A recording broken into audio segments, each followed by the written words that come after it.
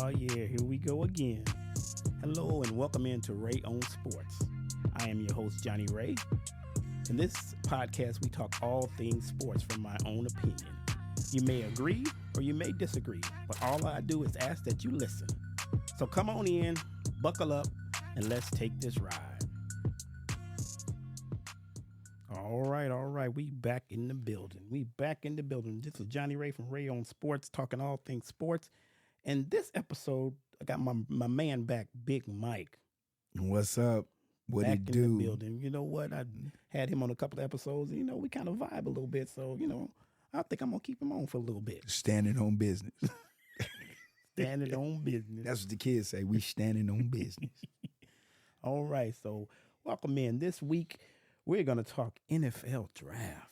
NFL, baby. Now, we know the NBA playoffs are still going on, but we're going to switch gears to the NFL real quick. The playoffs are a hard thing to talk about because we get on that subject and we never get off. Oh, come on. It's rough. Ooh. Come on. I don't even want to talk about these game sevens, but let's switch. Well, we gears. might as well. You want to hit it for a minute? My God, let's go ahead and hit it for a minute. So, game sevens.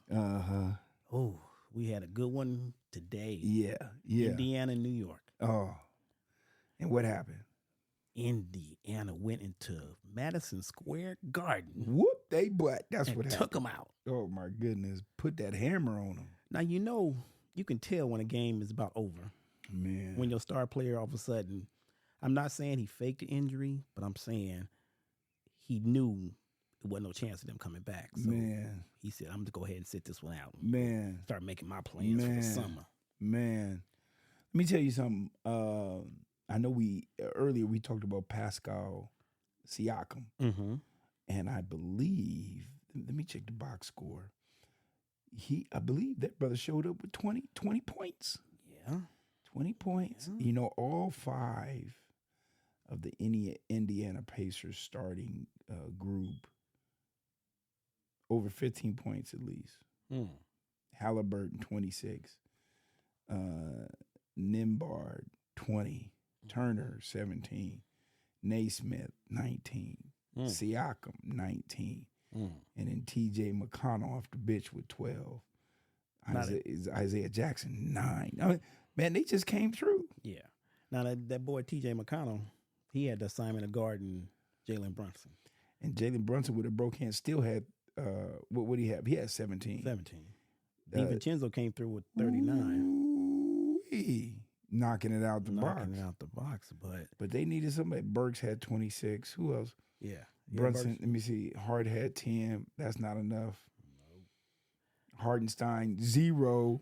Man, how you going to game 7 and I scored nothing? That's not my game. That's not my game. Man, come on, man. And OG Anunoby, this dude was hurt. He came in and played 4 minutes. You see the box score, his minutes were 4 minutes and 41 seconds. Man, let me tell you something. The plus minus is -6 with that dude. What? -6. -6. So that dude did not bring anything to the table. I think he was playing hurt, and he tried to go out there and see what he can do. Come on now. And from what I heard, I saw a little bit. I caught the tail end of the game, but I heard the first part. He was like, "Oh my God, he looked bad out there." Man. So he couldn't do nothing. Well, anyway, if you look at by quarter, Indiana 39-27.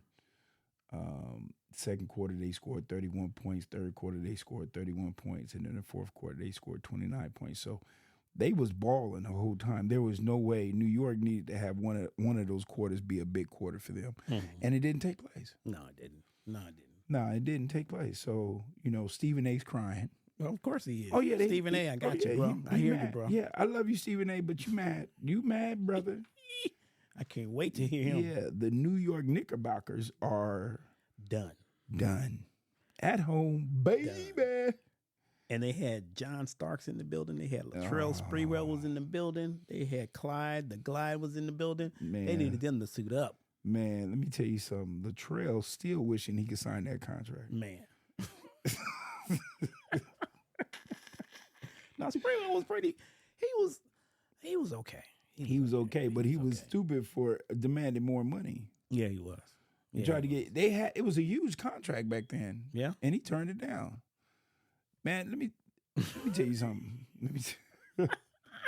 Let me tell you something. Now y'all see how it happens. Y'all see how it happens. Man, let me tell you something. We get the car started. Oh my God. And we get going down one street and can't get off the street. Can't get off the street. He turned down contract, right? That dummy. So in 2004, right? There was supposedly like okay, so here in 2004, Trell Sprewell was offered a contract by the Minnesota Timberwolves for $21 million. Now this is 20 years ago. Okay, that was a lot of money back then. For 3 years. So this dude turns it down, trying to get more money. Let me tell you something. Talk about it, Big Mike. Talk about it. Let me tell you something. If you offer me, I'll sit the bench. 3 years, $21 million in 2004.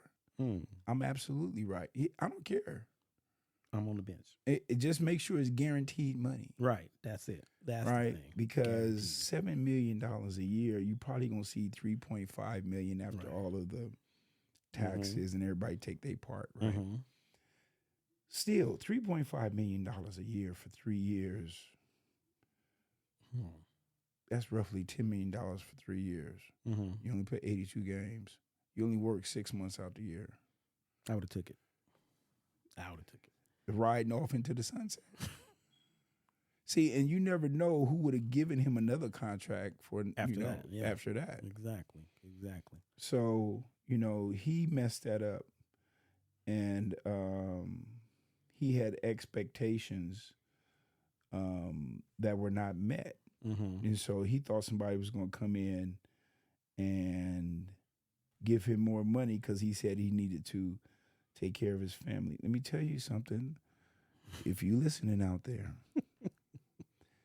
$3.5 million a year for 3 years, and you can't take care of your family. You don't need more money. You need somebody to help you manage your money. Right. Because there's something wrong with that program. That right there. And so after that, man, he was done. He was done. And he thought that the lucrative offers would come in, but they didn't. Right? Right. And he thought since in 2005, he thinks teams are desperate, somebody's going to sign me. Nope. Not like that. Not going to happen. So, he punked himself out of that money. Yeah. Man. That's Sprewell. Yeah, that's Sprewell. So anyway, NBA playoffs we're winding down to the conference finals, and Dallas Mavericks have worked their way into the conference finals. They got a good shot. Luka Magic. Oh man, him and Kyrie over there doing big things. They over there doing big things. And you know what? I was watching. See, because like I said, for those listening, I'm a diehard Laker fan, and if they ain't in it, man, I don't have no joy for it. But I will catch a couple of games, catch a little bit of the game. Yeah. And that game was a good game. That game 6 was good. Yeah. You had Luka and Kyrie going back and forth. Yeah, they out there balling. And you see it on the court. And you can't double team both of them. Right. Luka give it to Kyrie. Kyrie dribbled around a little bit. He's like, you know what? Nah, I ain't got this. Go ahead, Luka. Right. Go ahead and take it. Right. And he said, okay, I see the hole. Kyrie has drunk the Kool-Aid. Yeah. He believes. Exactly. And so he probably looked at Latrell Sprewell and said, "Nah, I ain't gonna be that dude." Spree, we love you, but you ain't gonna punk me out this money. I'm about to get this money. So yeah, he turned his his mental capacity around and got it straight, and he's doing it big. So that's good. That's good. And then Boston is on their way. Boston's on their way. But let's talk about, in Dallas, now this rookie center, Derek Lively. Ooh. 12 points, 15 boards. Ooh. You know what? That right there is not the points, it's the boards. It's the board. It's the board. It's the board. He was out there hustling. Hustling. And Luka even gave him credit, said that he came in there, he about business. He said, we don't need him to score, but we need him to get the rebounds. And once you do that, Once you got somebody to get the ball off the glass, everything else is relative. That's it. So, yeah, that dude, 15 boards, 12 points, that's what he's supposed to do as a big man. He's supposed to do. That's what he's supposed to do. Protect that paint. Man, that's what he's doing. Now, OKC, Shea had 36. Holmgren had 21. Lou Dort, 11. Jason Williams, 22. Come on. And Isaiah Joe, 11. Come on. Shea literally carried that team. He carried that team. Carried them. Because it's supposed to be him and Chet.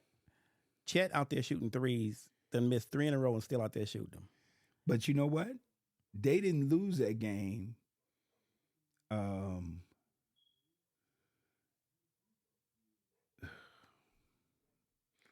I want to say that what team they playing? They was playing Dallas. Dallas. Okay. I want to say Oklahoma didn't lose that game. You want to say Dallas won it? Dallas won that game. I agree with that. Because I think didn't Homeboy hit like 3 free throws? Yep. Or he hit 2 and missed the last one. On purpose. Yep. So it's not so much that Oklahoma's a young squad. They didn't lose that game. It's more Dallas won that game at the line at the last second. Yeah. 2.5 seconds. This dude, 3 free throws. He hits 2 of them. Right? They swirl around the rim and go in. And he purposely misses the last one, which is classic strategy. Right. Bounces off the back of the rim, and they have to play the ball. So they can't take a timeout, which a timeout would have put them at half court. And there you got it. So, yeah. Now, that whole series was pretty close, though. Yeah. First game was OKC 117-95. Yeah. Second game 119-110. Third game 105. Yeah. 196. Fourth game 104-92. 116. So they were all close games. It wasn't like they was blowing each other out. That was a good series. Right. But somebody had to go home. Yep. Come on over here and go fishing. Go fishing. Baby. Get it in. So, but yeah, man. You know what? Let me throw a name out there real quick. Bronny James is making waves. He out there balling, right? Yeah. A couple days ago, there was a story that came out that Bronny James has improved his draft stock. Yeah, he out there making it happen. Yeah. Now, the word at the beginning was that he was going second round. And Lakers going to pick him up second round. Oh, man. He may not make it out the first round. He may not make it out the first round. He out there balling. Because he got to prove to him. Yeah. He got to prove to him, I'm LeBron James' son, but I'm my own man, too. Right. And I think he said it in the press conference, he said, I'm not trying to be LeBron. Right. I'm trying to be Bronny. And I think even his partner, Isaiah Collier, said he going to be real good. Y'all going to see real soon. Yep. He can ball. Yeah, he can. Bronny can ball, no doubt. And he got that basketball IQ. He got that dog in him, too. He got that. He better have that dog in him. Yeah, he got that dog in him, too. He better have that dog in him. Right, because I forget his name. What's his name? He used to shoot them threes. It'll come back to me. Anyway, LeBron had called him up, say, hey, man, go check my son out. So he goes check his son out. And Bronny's out there balling. Somebody just, beating Bronny up. And he says, hey, get your ish together. Something like that, you know. And Bronny looks at him. And then from then on, he's serving everybody. Balling. I was like, ooh, wee. Balling. Now, he just didn't get a chance at USC. That's all it was. He had that heart condition. Right. And they didn't want to take that chance with him. Right. But he going to show himself. Yeah, he definitely going to show himself. Yeah. Ooh-wee. So, halftime. Ooh-wee. Nuggets. T-Wolves. Man, come on, 53-38. Come on, man. Nuggets. Come on, man. Might be a wrap. It might be a wrap. It might be a wrap. It might be a wrap. It might be a wrap. Yeah. I don't know what's going on over there. Yeah. But Ant Edwards only got 4 points. Oh, that ain't going to get it done. No, that ain't going to get it done. But he might come out there and just go crazy. Yeah, because it's game 7. Win or go home. See, and Jamal Murray already got 24. Oh, yeah. Yeah, he out there prove a point. Yeah. Now, I had Jamal's back for a little bit, but, he talking a little bit too much trash. Yeah, but you know what? See, Ant could score 40 and then hit 36 in the second half. Right. Right. Just go off. Just go off. Now, if they get in the locker room and the coach said, Ant, you know what? Ball's in your hand. It's going to be a close one. It's going to be close. It's going to be a close one. Because Ant's got to run that team. He's got to move that team. And for him to have 4 points. Right. Karl-Anthony Towns 13, Jaden McDaniels 10. Yeah, they need more production. They need more production. because they can get it done, and they prove they can get it done. Yeah. So I look for Anthony Edwards to have a big second half. Even though we're gonna be talking about the draft, I look for him to have a big second half. Yeah, I'll keep it. I'll keep the stat tracker popping. Yeah. So, come on, man. You want to? Let's talk NFL draft. Oh my goodness. So now we switching gears. We going down another street. Yeah. We stay on that NBA street. We stay on that a long time. Man, come on. The knowledge between both of us. Ooh, oh my goodness. All day, every day. That's like a 2-hour ride right there. But we're gonna shift gears. We're gonna talk NFL draft. Come on. See, that's what I love about my man Mike. He keep me going. We shifting gears, baby. We shifting gears. So with the NFL draft, we can go pick by pick, or we can go total draft. But let's just start pick by pick. Oh man. Well, the obvious number one was Caleb Williams. Yes, I get that. I would have chose him too. Mm-hmm. And it's not because he's only 6'1", but his hands can grip the ball very well. He can throw. He has a good arm. Mm-hmm. He can throw in cold weather. That's not a problem. Mm-hmm. But I think the biggest reason the Bears invested in him, the dude's a dog. Yeah. He can play football. Yeah, he can. And he's a leader. Yes. So I could see him from day one saying, hey, let's get in here. Let's do this. Let's take care of business. He's going to be the first man there. And he's going to be the last man to leave, and he's going to encourage all of his teammates. Mm-hmm. But he is a leader, and that's what the Bears need. They need a leader at the quarterback position. Yeah. Now, one of the analysts said this. He said this quote, "This could be a franchise-changing moment for the Bears." Right. Williams was this class first, presumably QB1, dating back to the beginning of this process. Right. USC product has arm, football IQ, creativity, moxie, and clutch playmaking ability that every coach wants at the game's most important position. Right. Chicago believes he is a transcendent player who can guide this team to success and championship contention. Absolutely. Munch says this. He says he has perfect range. Mm-hmm. He's the highest graded player regardless of position on that board, on his board. He was number one overall. So this dude has a mentality. See, and that's what it is. He comes in with a mentality like, we're going to get this done. Mm-hmm. So they leveraged the farm for that dude. Oh, yeah. You got to. Yeah. And you'd be a fool not to. Man. And then to turn around and get number 9, Rome Udunze. Oh, I was so mad at the Chargers. Now, let me tell you, Chargers, if you're listening, I'm your armchair general manager. You should have traded Justin Herbert, however you want to say his name, and got the number 1 and 9 from Chicago.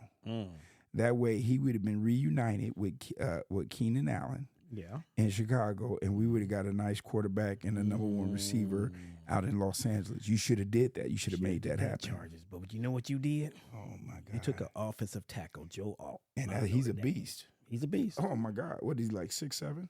6'9". 6'9", 321. And they say he can move. Yeah. He's mobile. Yeah. You know, that's the thing about Joe Alt. He's a big dude. 6'9", 321 pounds from Notre Dame. Number one position rank at the tackle position. So he's going to come in and start, right? And that's the thing that the Chargers' new head coach, Jim Harbaugh, he wants to establish that ground game, which is going to take pressure off of Justin Herbert. So, you know, getting Alt. Now, you got Alt, and then on the other side, I forget who it is, but they got 2 franchise tackles. Okay. Right? They got 2 franchise tackles now that are ready to get it done. And so, you know, there's no way that Justin Herbert should be back on. He should not be on his back. No, he shouldn't. In no way, shape, form, or fashion. There's no way he should be on his back. He should be a dude now that is just huge.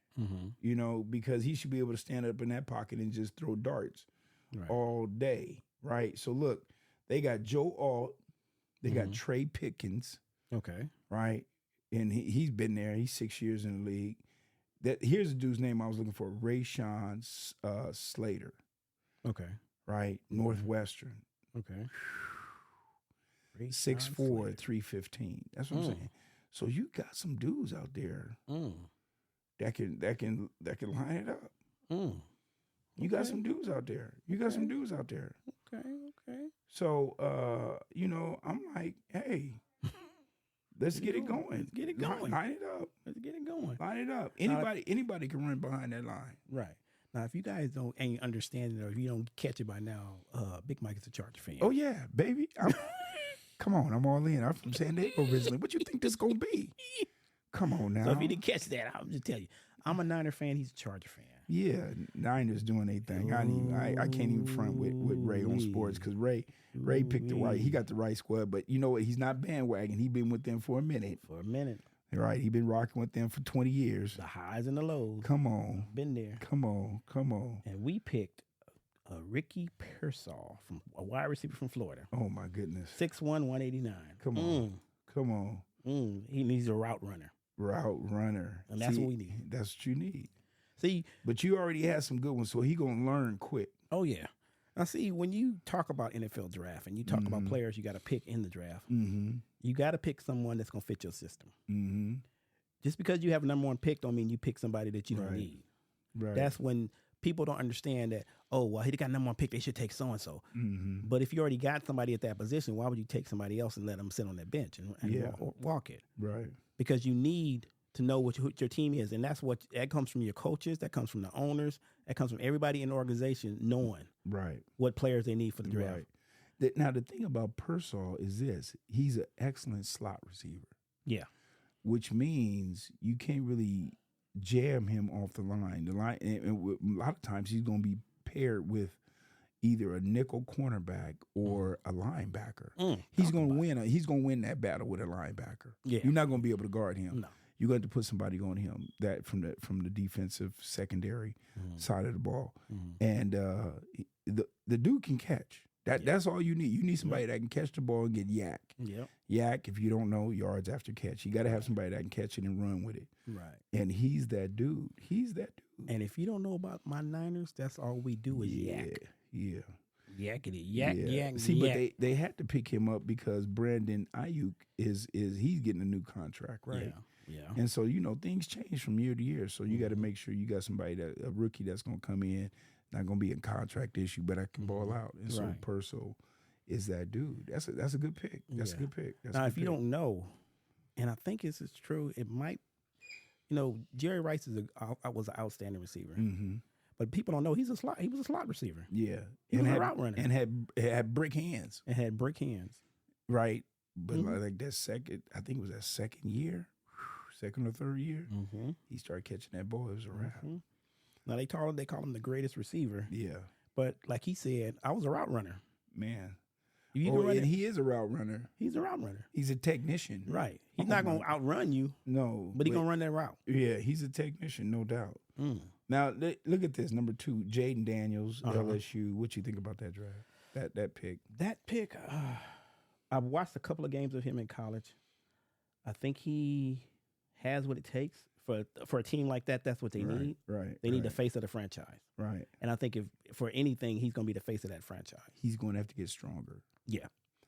I think I don't know why I keep thinking about Robert Griffith. Yep. That's the name that comes to mind. Because Robert Griffith was the same as Jaden Daniels. Right. Robert Griffith, Heisman Trophy winner. The dude was fast. He could run. He was a track guy, but he was slight of stature. And what concerns me is that Jaden Daniels, this is not college. These ain't 18-year-old. Once one of these dudes lights you up, you might think twice. Right. It's buy out. And they coming for you. And they coming around that corner. Everybody's fast. Right. In the NFL. And that's the first thing everybody says that goes to the NFL. The speed of the game changes. Yep. So you thought you was fast in college. Right. What you gonna do when you got a linebacker that can run as fast as you can? But step by step. He's 6'3", 245. Getting ready to light your butt up and you running out of bounds. Man, let me tell you something. So he gonna have to get used to that because all that running around. I don't know. Now talking defense, talking linebackers. What do you think about when the receiver goes across that line, across the field, and gets lit up. As long as he's within 5 yards of getting off the line. If he's not, then it's an illegal hit. Okay. Here's the thing, though, that I like, and I seen Juju Smith do this a few years ago with Antonio Brown. So they were playing, I think, Cincinnati, and the middle linebacker, I forget his name, Burfett, something like that. Burkett. Lit Antonio Brown's fire. Baya! Gave it to him. And in the next couple plays, Juju Smith lit him up to let him know you didn't have to hit him like that. Right. Wow. So that's the thing. Linebackers live for that. Oh, yeah. That's what they get paid for. Yeah. They are paid not just to hit, but to inflict pain and suffering on anybody that comes across that middle. A lot of times it's not even about whether or not they catching the ball. It's just about sending a message. Right. Don't come across If you come across here, you're going to get it. I'm going to light you up. And so, and Antonio Brown, that's when he was with the Steelers, was killing the game. And he got lit up. So maybe that knocked something loose in his cranium. That's a whole nother subject. I love AB, but AB wild. AB wild. So, man, that's an interesting concept. Because I'm thinking about it, and the concept of it is sometimes your quarterback leads you to that spot. See, and that's the thing about playing quarterback. You no longer lead. You throw them open. That's the lingo. Right. You throw them open, so that means you don't lead them, because if you lead him too much with his hands extended, you go ahead and get broke off. Yeah. Right. And your receiver looking at you crazy, like, what you doing? Right. That's why some people get alligator off you. Like, man, I ain't catching that. I'm making a business decision. You ain't getting me toe up, man. But that's real, man. So the great quarterbacks like Tom Brady and Aaron Rodgers, those are Jared Goff now is coming into his own. Those quarterbacks know how to not simply lead a receiver, but they throw them open to the point where it's not too far in front of them, right? That they can catch it, and at the same time, when they catch it, they can protect themselves, right? Those are the great quarterbacks, right? Because the coverage now, when you get to the NFL, the coverage is not like college where you could just run away from somebody, right? The coverage is them dudes gonna be one step off you, right? And so you got to have footwork. It's more than just speed. You got to have footwork and knowledge and understanding. You got to be. Ooh, what is that? Oh my Lord! Where's that at? I don't know. Oh, there we go. So, there we go. Man, that's my phone, Lord. I forgot to turn it off. Ray on Sports. Ray on Sports. I'm a popular dude. Ray now, got me on here. Let's talk QB IQ. So I hear them say, and you can expound on this. I hear him say check down. Yeah. That the quarterback don't make the check down. Right. He go for the home run ball. Right. Talk about the check down. The check down is when the quarterback usually just takes what the defense gives him. So he does his reads. He goes through his progressions, right? He goes either left to right, right to left, and what he does is he's looking down, and all this happens in a matter of seconds. Look, this Lord Jesus. Let me turn my sound off. These people that got home. What is going on? There we go. So the quarterback's looking downfield. Okay, that receiver's covered 15, 20 yards downfield. He's looking across the middle, post, corner, whatever, post route. He's covered. You got another one coming across. He's covered. 10-yard out. He's covered. And so what they usually, when they check down, means is that your running back releases out of the backfield and right, everybody else is covered. So you throw it to him and he gets maybe a 4 to 5 yard gain. That's important because what happens, especially on first or second down, it cuts down the amount of yardage you need to get a first down. Right. So if your quarterback can't see, that's the sign of a good quarterback. That's why you guys, the 49ers, that's why Brock Purdy was so good, because he learned early not to force things. Right. And so he takes what the defense gives him. Right. And if the defense gives him a running lane, he'll run for 10 yards, slide, get up, go to the next play, get the first down. Right. Or if they just give him, throw it to the back, you got good backs coming out of the backfield, gets it to the back, and the back gets on down the field, makes the first down, gets out of bounds, whatever is necessary. And so you got to have a quarterback that's not trying to be a hero all the time, but will simply take what the defense gives them. Right. Right. That's what's important. Right. Yeah. And then you have the receivers, some of the receivers that always say they open, no matter what. I was open. Why you didn't catch? Why you hit me? Right. But you don't know what the quarterback is looking at. Right. But if you have commanded that offense, then that receiver will respect you. You know what's key with that is when the receiver says that, then your quarterback has to have time to see you. Right. Right. Here's a quarterback's mentality. A quarterback's mentality is if they get hit, right, constantly, they're not looking downfield. They're looking to get rid of that ball in 2 seconds. Check down. Right. And so every time they drop back, if they getting rushed, they getting hit, balls getting deflected, they're not going to see you 15, 20 yards downfield. They looking to get rid of that ball because they tired of getting hit. Right. So instead of fussing at your quarterback, you need to be fussing at them tackles, right? And your guard and your center, the offensive line. Because if your quarterback feels like he can't get it done, right, it's going to be minimal gains on first down. And plus, you need to have a running game. So fuss at your offensive line. But the thing about the offensive line is them dudes stick together. So you fuss at one, you're going to be fussing at all of them. Right. And them dudes ain't little. Nope. I didn't see them in person. Let me tell you, I seen Kyle Turley. That dude is a huge monster. Really? Oh, my God. He looked like the Hulk. Wow. 6'7". He had been retired at least 6-7 years, man. This dude still look big. Wow. Huge cut. Wow. These dudes are big. Yeah. Right? Yeah. These dudes are big. They filled out. They're not basketball big. They're football They're big. football big. Yeah. Man, let me tell you something. Don't play with them. Man. And an offensive line can make or break your quarterback. That's all day. That's what the Chargers are doing. They building from the inside out. You got to have an offensive line to do anything, to pass the ball, to run the ball, control the game, give your defense rest. You got to have an offensive line to do that. Absolutely. Okay. Now, third pick, Drake May. Yeah. To the New England Patriots. Now, you know what's crazy is? They said, what's his name? Used to be a coach. I don't know why I'm forgetting all these names today. Who's the former coach of the Patriots? Bill Belichick. Belichick. Yeah. Belichick. He had criticisms of Drake May. Really? Yeah. He said he got a lot of work. He got a lot of work. So he's a passer. He's 6'4". He's a big dude. He can throw the ball, but he's got a lot of learning to do.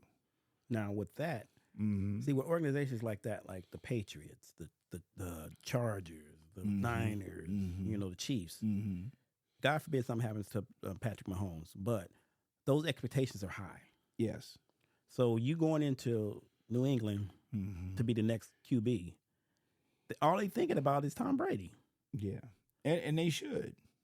So even the Patriots fans got to realize now, it wasn't Bill Belichick. Right. It was Tom Brady. Y'all was rooting for the wrong dude. It was always Tom Brady. Right. Yeah. Right. So you going in there as a new rookie quarterback, that's a lot of pressure on you. Yeah. You gotta show them that you're your own man. But that's what they paying him for. That's what they pay him for. Get that money. Right. You better produce. Now, there's some organizations that'll just take it and go and say, as long as we get to the, there's levels to championships and there's levels to organizations. There's championship organizations that's championship or bust no matter what. Right. You don't get it done. We see it in the NBA all the time. Championship or bust. Right. You don't get it done within a couple of years and we moving on. Same thing with the NFL. There's teams out there that they know championship or bust every year. And it starts with the quarterback. The quarterback has to be, you got to protect that dude. Right. Now you got teams like the Raiders that it's just, let's just get in the playoffs. And, for some teams, I get it. I get it. You make it to playoffs, that's your Super Bowl. Right. Just making the playoffs, just getting your name out there, getting recognition. But then there's teams that just got history. Man, and no matter what. Like it ain't nothing. So they know They know the DNA it takes to win a championship, so they're gonna keep drafting. They be like, you might say, why they draft this dude? He wasn't a top brick. They know what they're doing. Well, you know, the Raiders. Speaking of the Raiders, they got. I like their coach. Mm-hmm. Yeah, he's a dog. He was a dog when he played. Yeah. Mm-hmm. So he was at in Arizona State, I believe, and so he's a dog. He's for real, and he wants his team to win. So that's you know, I like that dude. And the team bought into it. Yeah, and I wish so much that man, there's a part of me that wanted him. With the Chargers? Yeah. I would have loved for him to be the Chargers coach because he got that dog in him. He got that dog in him. He got that dog in him that don't care. Right? He'll fight with you right now as a head coach. He'll fight. Yeah, he'll knock you smooth out. Yeah. And man, I love that. That's what they need. You need that from your coach. Yeah. And they picked, and we I'm sorry to cut you off, and they went through, so we'll go down them, and the Raiders picked Brock Bowers out of Georgia. Excellent pick. Excellent pick. Awesome pick. Excellent pick. I saw this dude in college. Yeah. He ain't no joke. He's a baller. He's a baller. And he can run. Yeah. Now, the problem is they ain't got nobody for him to throw them. They ain't got no QB. Man. You can't play QB and tight end at the same time. Let me see who they got quarterbacking. They got Carter Bradley. Ooh. Anthony Brown from Oregon. Gardner Minshew is going to be their starter. Let's see. Washington State, 6 years. Let's see. Aiden O'Connell. They need a quarterback. They ain't got nobody. And they got Devontae Adams, but... See, but that's why he asking for a trade. And I don't even know if they're going to have him for long. I'm looking at their roster right now. I don't see him on the roster. Who? Devontae? Oh, yeah, there you go. Yeah, he did. Yeah, he ain't. But you got Aiden O'Connell as your starter? Aiden O'Connell or Gardner Minshew is going to be their starter. I think they're going Aiden. You think so? Well, either way, it's going to be it's going to be tough sledding. Man, you better hit them casinos. Man, because Gardner he's not a bad quarterback, but I don't know if I think he's a better backup than he is a starter. Yeah. So and that's the one thing. You got some QBs that are better backups than starters. Right. And you're right. The starter is the depth chart right now is Aiden O'Connell. See? Right. And that's out of Purdue. 6'3". I don't. Aiden, I'm gonna tell you right now. They coming for you, Aiden. They coming for you. You in Vegas too? They coming for you. Them Vegas fans gonna be mad. They coming for you. They coming for you. Vegas. Oh, they Aiden, coming for I'm you. Sorry, Aiden. If I see you in Vegas, I might give you some advice, man. Pack your bag now. They coming. Because they coming for you. That first loss. They coming. They coming. Raider fans are crazy. Yeah. They was crazy in Oakland. Yeah. Raider fans are so crazy. See, and you know what's crazy is Brock Bowers comes in as a starter. They already got it on the depth chart for the Raiders. He's listed as a starter. So yeah. So that's the thing, man. When you're looking at these teams, they're throwing the young players right into the mix. You're a professional. It's win now. It's win now. It's win now. So, okay. So wait, let's go back to the draft. So so one thing I want to touch on, and I think we talked about it earlier before we got on the air. Number 8. Let's go to number 8. Oh my goodness, Atlanta Falcons. Let me tell you something.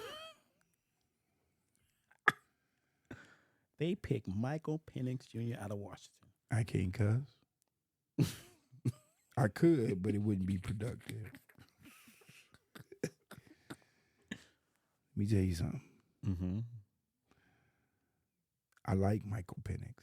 Okay. He can throw it with a flick of his wrist. He can throw the ball.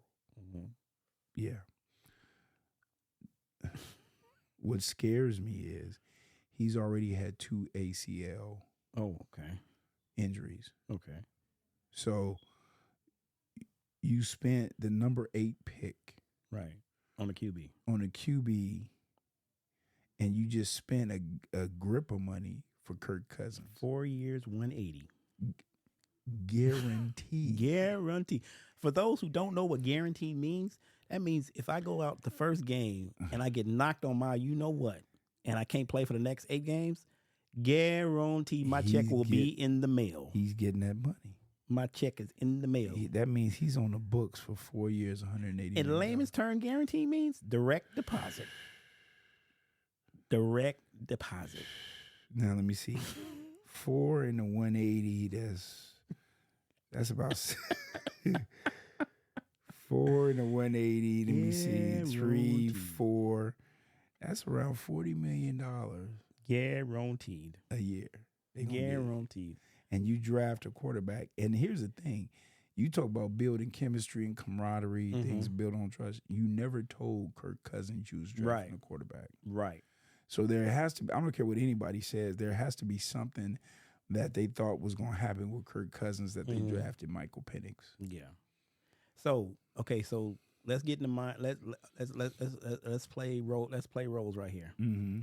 You're Kirk Cousins. Right. You're sitting down. You just heard the draft. What are you thinking? You better ball out. Because football players, more than money, it's a pride thing. Right? So what you don't want to do is be known, you got $180 million, but you a punk. $180 million punk. Yeah. Now, for the regular dude, right, if you gave me $180 million and I got injured in training camp, I wouldn't care. Right. Right? But I ain't no quarterback. Right? You talk about these quarterbacks got a different mentality, so he's going to want to play football. Oh, yeah. Right? He's going to earn that money. Mm-hmm. And he's probably going to ride out on that $180 million. Right. Oh, yeah. It's going to be a pride thing with him. Yeah. So, you know what I think is going to happen? He's going to want to show that he can do it. It's going to motivate him not to get injured. Right. It's going to motivate him to stay in the game. It's going to motivate him to ball out because you got waiting in the wings. You got a young dude that can toss that ball anywhere on the field anytime. Right. And you playing indoors. And that's where he came from. Right. He can throw that ball. Yeah, Washington. Washington wasn't indoors, but it was a turf field and it was partially covered. That dude can throw that ball anywhere. Man, can you say Aaron Rodgers? Man, let me tell you, Aaron, he was looking good before at the end of last year. He was on his feet throwing the ball. But in Green Bay, he had the same thing with Jordan Love. Yeah. They went out and drafted Jordan Love. And Aaron's like, oh, let me show you what I can got. Let me show you what I got. Jordan, take notes because you're going to be sitting right in that pine for a minute. I'm not coming out. Right. Now, that could be but you get this dude on record for $180 million for 4 years. Right. So what you going to do? Michael Penix going to ride the bench for 4 years? I don't think so. No. I don't think so. No, I think they counting on something happening to Kirk Cousins. Now, if nothing happens to Kirk Cousins, do you think Michael going to have to be out? Yeah, he want to play. Yeah. Right? It's two reasons why. One is pride. You want to play football. You want the glory of it. You want to do that. The second thing is you setting yourself up for that next bag. Oh, yeah. Right? So if you ball out first 3 years, I think it's a 3-year contract for rookies. Yeah. That 4th year, all right, the end of that 3rd year, you ready to sign because of what you did in your 3. That's why Tua Tagovailoa balled out. Yeah. He right at that contract time. And they paying him. They right? Get that money. Now let's see what happens. Right. But up until that point, he was like, no, I'm on the field. That's why I'm going back in the game. Concussion protocol out the window. I'm going back in, coach. Put me in, coach. There's a motivation there. Man, there's a lot of motivation. What you think about your boy at number 4, Marvin Harrison Jr.? Now, what's crazy? Man, this dude is crazy. Now, the thing about Marvin Harrison Jr. Yeah. I didn't see too much of him in Ohio State. Right. But the thing with that junior, you following in the footsteps. You know what's crazy, Ray, is that his dad is representing him. Right? And so he already didn't sign the NFLPA licensing deal, which gives, I want to say, somewhere 80 companies to use the image and likeness of their players. But then company Fanatics sues Marvin Harrison about 7 hours ago for breach of contract.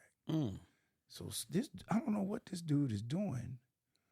What is his dad telling him? I don't know. But he was supposed to get paid like $1 million, and he breached a contract. Man, what you doing? Wow. You a rookie, dude. The thing is, you can get the money now. Right? But it ain't going to be that much because anything could happen. Anything can happen. Right? You 6'4", what, 180? You light, dude. Mm-hmm. You light. You light. You a little dude. Mm-hmm.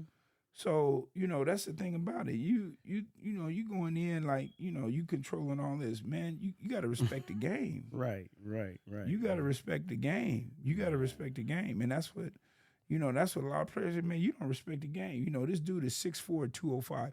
He is light in the backside. Yes, he is. He's a little dude. Yeah. Right? Mm-hmm. 6'4", 205. He's long and he's lean. Now, here's the thing. The dude, the DBs take offense when you come in thinking you the man. Yeah, they do. They ready to knock your head off. Oh, you that dude? Right. Let's line it up. Let's see what you got. Let's go. See what you got. Let's go. And DBs, right, they don't care. No, they don't. Nope. Who are you? Right. You a rookie, rook. Right. Carry my bags, rook. Now, you talking about DBs on his own team. Oh, man. Man, they going to light him up in practice. Oh, man. And then you got DBs that when they start scrimmaging, right? They going to get after him. They going to get after him. They going to get after him. They going to get after him. My God. They going to get after him. So, Ray on Sports. Man. I told you we bring it here. Bring it Man, come here. on. Come on. Y'all didn't understand. Come on. But you know who the steal of the draft was? Who's that? Malik Neighbors. Yeah. Oh, my goodness. He is, I think in some ways, he's better than Marvin Harrison. Really? Because he's faster. Marvin Harrison is good. Don't get me, he has excellent body control, but he's, when you talk about speed and breakaway, he can break a game wide open. Malik Neighbors is that dude. He is that dude. So the Giants got them a special one, right? They got them a special one. Yeah, they got to get in the ball. Right. They got to get in the ball. Right. And they say that Malik Neighbors is a bargain because Marvin Harrison Jr. is the top receiver. But here's the thing. Neighbors had the same grade as Marvin Harrison Jr. Really? Yes. Okay. But he was a third on the board according to Munch, right? And so what they get for him, that's an outstanding pick. It's a wonderful pick for the Giants because you get a dude that don't have no qualms, right? Balling out, right? His sisters raised him, taught him. So this dude comes in with a chip on his shoulder. Oh yeah, I love those players. Yeah, because they're gonna ball out. They're gonna ball out. They're gonna show you why you should have took me in the first place. Right. He felt like he should have been the number one player off the board. And he coming from LSU. Yeah. Yeah, from that dirty South. Here he come. Here he come. Here he come. They call him an explosive route runner. Yeah. And they call him a nightmare matchup. Now, this is coming out of the slot. Where you can't jam the dude. So he going to get a running start. Put on your track shoes. He going to get a running start. You going to try to keep up with this dude? He coming off the line already running. And you got you starting off in the back pedal. It's over. It's over. It's over. It's a wrap. It's over. You better put your best DB on that dude because he gonna run right past somebody. Oh yeah. Man. I can't wait to see Malik Neighbors. Man. I can't wait to see him. I can't wait to see him. Man. Yeah, man. Now let me go ahead. Go ahead. No, go ahead. Let me ask you about this one. JJ McCarthy to the Vikings. What you think about that? I don't know. Come on. I don't know. I don't like Michigan. There it is. I don't know because is Michigan, is that where Harbaugh came from? Harbaugh came from Michigan. He played at Michigan, went to and he coached Michigan. Right, and he coached JJ. Yeah. And so he called JJ the best quarterback in the draft. Oh my God. Now is it more of him coaching him that made him that good? or is it more of JJ himself? I think it was the coaching. You know why? Because J.J. McCarthy didn't get that many chances to throw the ball. Right. So he's coming out with probably the least experience of all the quarterbacks that were drafted. So they are mortgaging the farm. Yeah, that he's gonna come in and do. That he's gonna come in and ball out. The Vikings are. Yeah. They made ways to get up to him at 10. I think they only went like one. Yeah, I think it was just one. Yeah, because they traded with the Jets to get up there and get him. It's one draft, one move up, but they are counting on him to come in and be the face of the franchise. Ooh. Now they say his record at Michigan was 27-1, but see that could be deceiving. It is deceiving because it's not like he won all 27 games by himself. Right, it is deceiving because they had ground game. Right. They had them huge linemen and Blake Corum, and I think I forget who the other one was, but Blake Corum running behind them, and they liable to get 10 yards on the first down. Right. So that's what I'm saying. He didn't have to do that much. He just had to manage the game. Game manager. That's what he had to do. And don't give the ball away. Don't throw an interception. But he did make some key plays. Don't get me wrong. He made some key plays. I think he's an accurate passer. Okay. But that's going to get tested early. Yeah. And the defenses in the NFL are more complicated than college defenses. He's going to see more looks, right? They're going to disguise looks to come after him. Yeah. And they're going to come out, like I said, these dudes, when they come, these are not 18-year-olds. These are dudes that have been in the NFL. The game is going to be a lot faster, and he's going to have to make sure his head is on a swivel and get that ball out quick. He's going to take – this is where he takes what the defense gives him. Don't try to be no hero. Now, the thing is, his receiver core is nice. Yeah. Oh, yeah. My godson is on there, Jalen Naylor, but he's not even a starter. So they got they got some ballers. They got some ballers at the receiver, but they're going to protect that dude. Yes, they do. And they got Justin Jefferson. Yeah, they got JJ. They got JJ. Hawkinson. I think KJ Osborne. Okay. I think Jalen Naylor, Jordan Addison. So they got some players. They got some players, but they're gonna have to. They're going to protect him, make sure he stands upright, because otherwise, he gonna be on. Man, he gonna spend a lot of time on that ground. Wow. Yeah, he's gonna spend a lot of time on that ground. All right. Well, that about wraps it up for Yes, this sir. episode of Ray on Sports. Yes, sir. But you know what? We're gonna have a part 2. Man, we got to. We got more to talk about. We got more players Man. to talk about. We got to talk about Bo Nix. Bo Nix.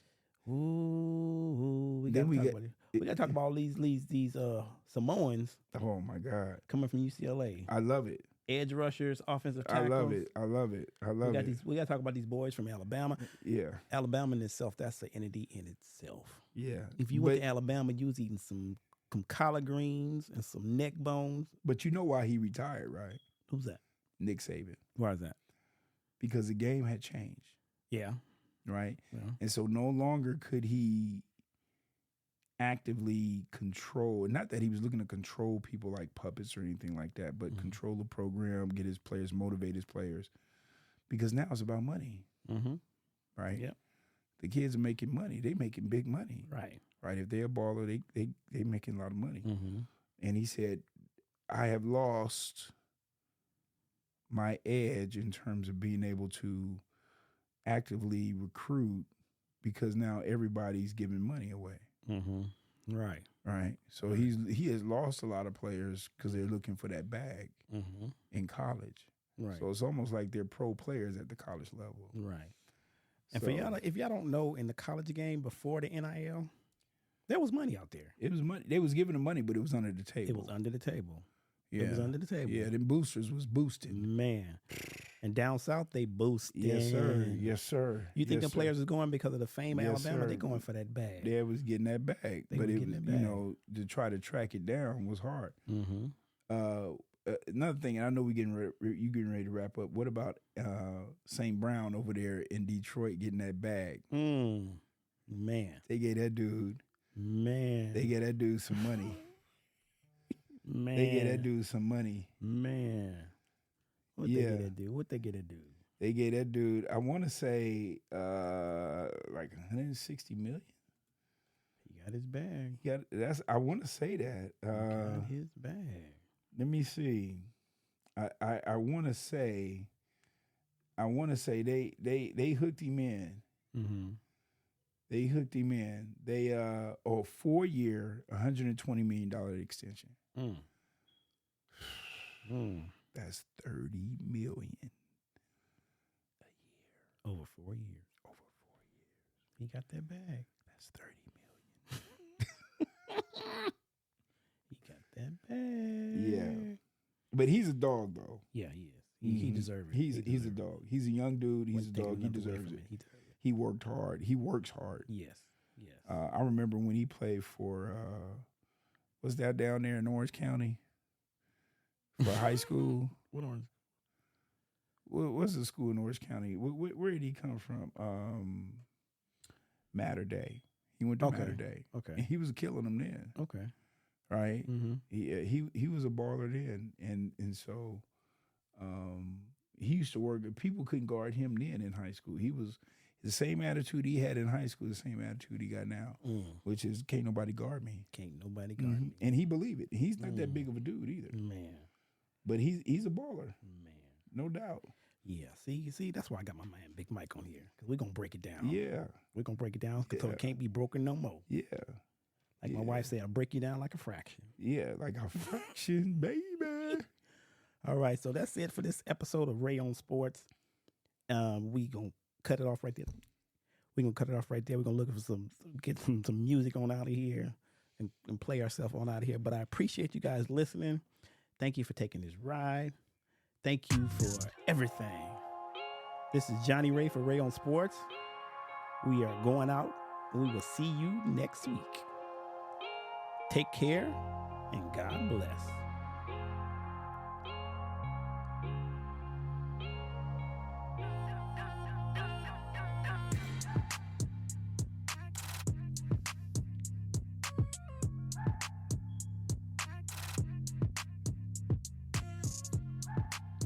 Ray on Sports is sponsored by nobody.